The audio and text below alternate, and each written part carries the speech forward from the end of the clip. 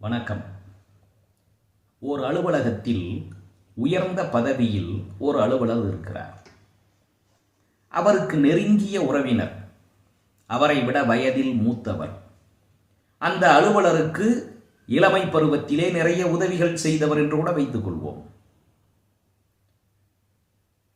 அந்த அலுவலகத்துக்கு சென்று அந்த அலுவலர் இருக்கக்கூடிய சபையிலே,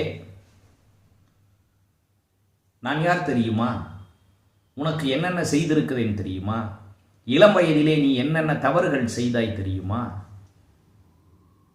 நான் உன்னை எப்படியெல்லாம் பார்த்து கொண்டேன் என்று உனக்கு தெரியுமா, நீ என்னை விட மிக இளையவன், மிக சிறியவன், அப்போதெல்லாம் நீ இப்படித்தான் இருந்தாய், நான் உனக்கு மிக நெருக்கமான உறவினன், உன்னை தோளிலே தூக்கி வளர்த்தவன், கைபிடித்து நடக்க வைத்தவன், அல்லது நீ வாழ்க்கையிலே இப்படியெல்லாம் தாழ்வுற்றிருந்த பொழுது உங்களுக்கு இப்படியெல்லாம் நான் உதவி செய்தேன் என்று பலவாறு பேசினால் அது அந்த சபைக்கும் பேசக்கூடியவருக்கும் பொருத்தமுடையதாகாது. ஒருவர் இளையவரா முதியவரா என்பது முக்கியமில்லை, அயலவரா நெருங்கிய உறவினரா என்பது முக்கியமில்லை.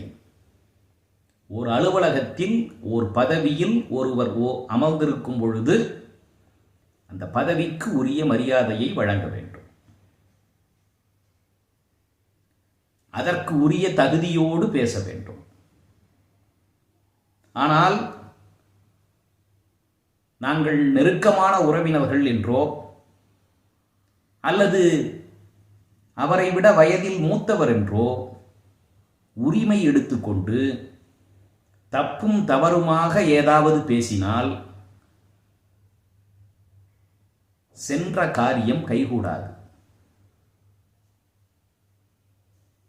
அக்காலத்தில் வள்ளுவர் மன்னரை வைத்து இதை கூறினார்.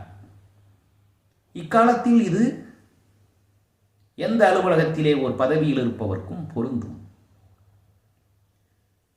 உயர் பதவியிலே இருக்கக்கூடியவர்கள் உள்ளே நுழைபவர்களை பார்த்து அவர்கள் செய்த உதவிகளை அல்லது அவர்களிடம் கற்றுக்கொண்ட பாடங்களை எல்லாம் சொல்லி புகழ்ந்துரைப்பது என்பது வேறு.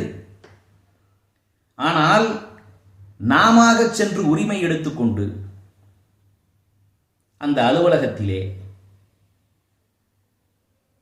நடந்து கொண்டால் அது அனைவருடைய முகத்தையும் சுளிக்க வைக்கும், அந்த அலுவலரினுடைய மனத்தையும் காயப்படுத்தும். மன்னரை சேர்ந்து ஒழுகுதல் என்ற அதிகாரத்தில் வள்ளுவர் கூறுகின்றார், இளையர் இனமுறையர் என்று இகழார், நின்ற ஒளியோடு ஒழுகப்படும். அதனால் ஒருவருடைய நிலையும் தகுதியும் பதவியும் அறிந்து உரிய இடத்தில் உரிய முறையில் பேசுவதுதான் நல்ல பண்பாகும். நன்றி, வணக்கம்.